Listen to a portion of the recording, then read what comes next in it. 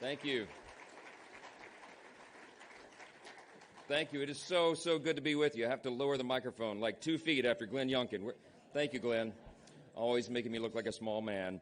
I love being next to Ralph. We're the same height, but also because he's been an extraordinary inspiration to me, a great example to me for so many years. And Faith and Freedom Coalition is at the center of this battle and always has been.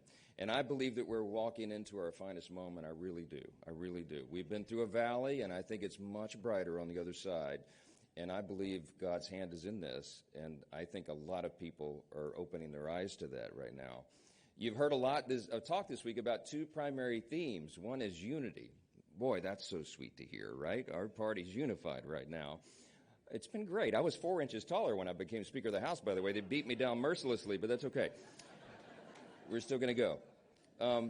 But unity is a biblical theme, as we know.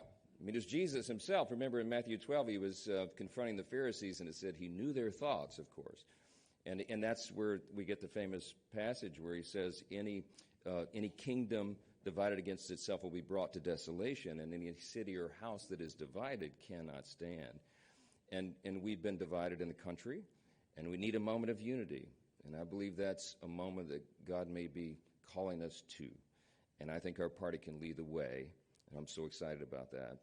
Another big theme we've heard a lot of talk this week about providence. And that's what I wanted to talk to you a little bit about this morning. It's one of my favorite topics. It's now suddenly the favorite topic of President Trump. Saturday was a difficult day for us. I was back in Louisiana. I haven't been in Louisiana a lot. When you're the speaker and you're not in session, you have to travel the country endlessly. And I've done events in 144 cities and 31 states in the last 7 months. Well. I guess it's an applause line.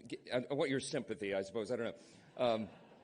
But look, we're called to this, and we're fulfilling our duty, and we're super excited about what that's going to yield, because I believe we're coming into a great season, and I could talk about that all morning. But let me talk to you about Providence. So Saturday I was in Louisiana, and we were preparing to come. I was sort of the ceremonial chair of the convention, and I was putting the notes together, and we had the rally on television in the back, and I've been to a lot of Trump rallies, and I sort of knew the message. The volume was on low, and suddenly one of my children gasps, and then all this plays out, and we all, if you were watching television, you did the same thing we did. Stood in our living room frozen for 25 or 30 minutes until we figured out he was going to be okay.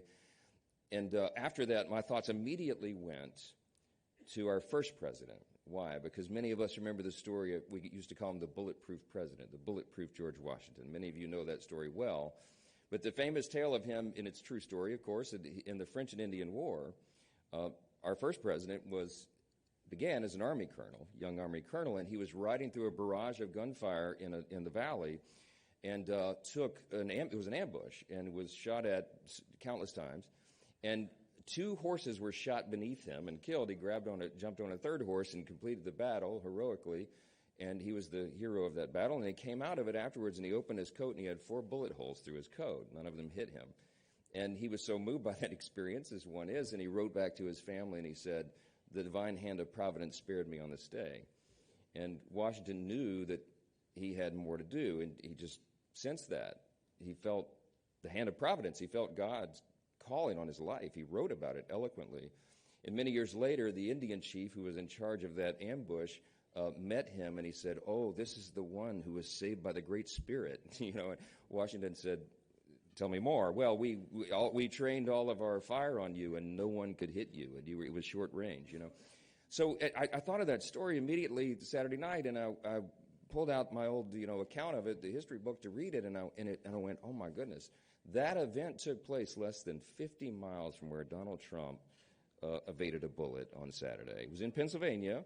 It was in July 1755.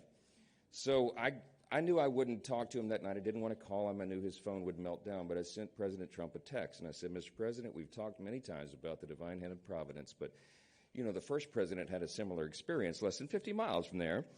And on Sunday, he wrote back, and he said, "Yes." Well, President Trump and I share another experience about God's providence, the reason we talk about it so often. Back in November of last year. I had been speaker. I became speaker late October, and I hit the road running to go and raise money. That's the job. And we were down at Mar-a-Lago, and I was doing some fundraising events down in Palm Beach. And so my sons were on Thanksgiving break. Jack and Will, we have 4. My daughters are in law school, and Jack's 18 and Will's 13. And we were down there, and they came to dinner with me at Mar-a-Lago. So it was President Trump and my boys and I and Susie Wiles and 1 or 2 others. For a couple of hours, we just visited, fellowship. It was great. And he's really into my sons, and as he is to many of your children, I know he's very close to his, as we've all seen. His granddaughter, is Kai a star? She was amazing last night. Wasn't that great?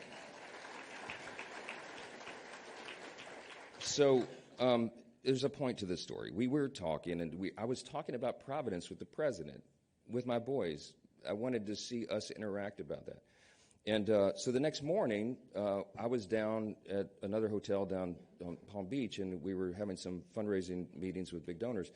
And suddenly the Secret Service burst into the back of the room. They said, "Mr. Speaker, we need you on the beach." I said, "Right now?" Well, my boys were with me because they were on Thanksgiving break from school. And my heart starts beating. It's your sons. So they race me out through the back corridors of the hotel, and we go out onto the beach. And surrounding my sons on the beach is 25 medical personnel, law enforcement, and they almost drowned. So they were out in the Atlantic, and a rip current came through and pulled them way out to sea. And my boys are good athletes, great swimmers. My oldest son, Jack, we dropped off at the Naval Academy 3 weeks ago. He wants to be a SEAL. I mean, these kids know how to swim. But these rip currents in the Atlantic are pretty serious. And they got pulled out, and it's a long story. I won't go into all the detail. We don't have time this morning. But the point is, they were providentially saved because my 18-year-old saw his 13-year-old brother going under. He went under to hold his brother up. He almost drowned. Then the 13-year-old goes under, and at the last gasp before his face went under the water, a parasailer happens to go by and see the little guy doing this. Went to the beach. Jet skis go out, pull him in. Long story. Long hospital visit later. The whole thing. They're fine now. They're fine. But we left and went back to Louisiana to recover, and President Trump heard the story. So he called me and the next night, and he said, "Mike, I'm not going to do it in his voice because that's how I hear it. Sorry." "Oh, you sound disappointed." He said, Mike, no, I should not do it." He said, "Okay." I'll give you one line, okay? Because this is the first thing I pick up. Mike, those beautiful, perfect American boys. We almost lost them, Mike. What happened? Okay. We did.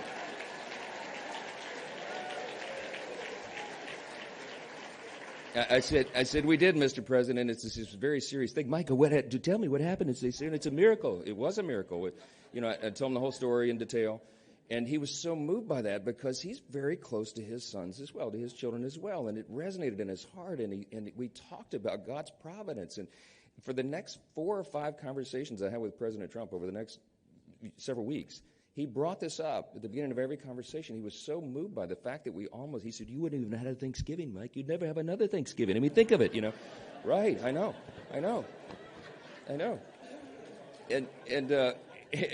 And at the end of that, like the 5th time we talked about it, he said, "You know what? God saved your boys." I said, "Mr. President, he did." So on Sunday, when he responded to my text about the bulletproof George Washington, he said, "God saved your boys. He saved me. I almost didn't make it there." Yesterday he gave a speech. I don't know if you saw you'll see it on the internet today, but he said it changes your attitude when you get shot in the face. Bullet goes by your ear, and it makes you think differently. He said God was present. Yes, Mr. President, he was.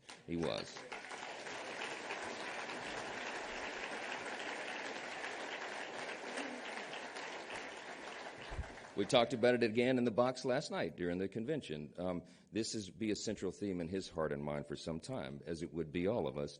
And that's a great thing for the country. I'm out of time. I don't have a lot of time. Boy, I'd love to be up here with you all morning. I have a lot that I would love to share with you. But I just want to tell you that the speech I gave Tuesday night, the media is calling it the two vision, what are they calling it? The battle between two visions speech. I didn't name it that, but I'll take it. What I was talking about is the idea that we are no longer in a battle just between Republicans and Democrats. It is that, but it's deeper than that, my friends. Everybody in this room knows that we're in a battle between worldviews. We are in a battle between two completely different visions for who we are as a people and who we're going to be as a nation. We believe in the founding principles of the country. We believe in individual freedom and limited government and the rule of law and peace through strength and fiscal responsibility and free markets and human dignity and the sanctity of every single human life.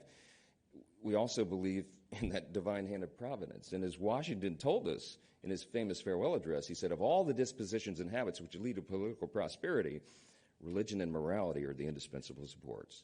And John Adams came next and he said, our Constitution is made only for a moral and religious people. It is wholly inadequate to the government of any other. Right.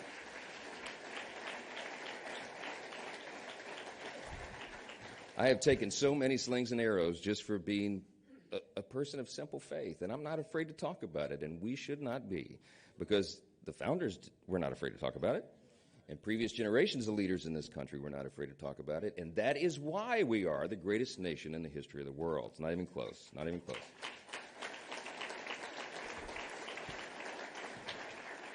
We abandoned the indispensable supports at our peril.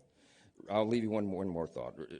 Reagan said in his farewell address, he said, they call me the great communicator, but I really wasn't. I'm paraphrasing, but he said, I was just communicating great things. They're the same great things that have guided our nation since its founding. See, right now, you and I are the stewards of the great things, and we will stand boldly and proclaim those self-evident truths, and we will not yield because we know that is best for our country, and it's best for individuals, it's best for families, it's best for communities and states and a whole nation. And a strong America is good for the entire world.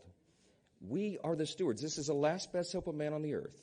There is no better plan. There's no better option. We have to save the republic. And I believe that God is going to give us an opportunity to do that. And I believe President Trump is in the right frame of mind and heart right now to lead that battle. We're going to do it together. We're all going to do it together. Ralph, thank you for all the work over the years and all that you do. God bless you.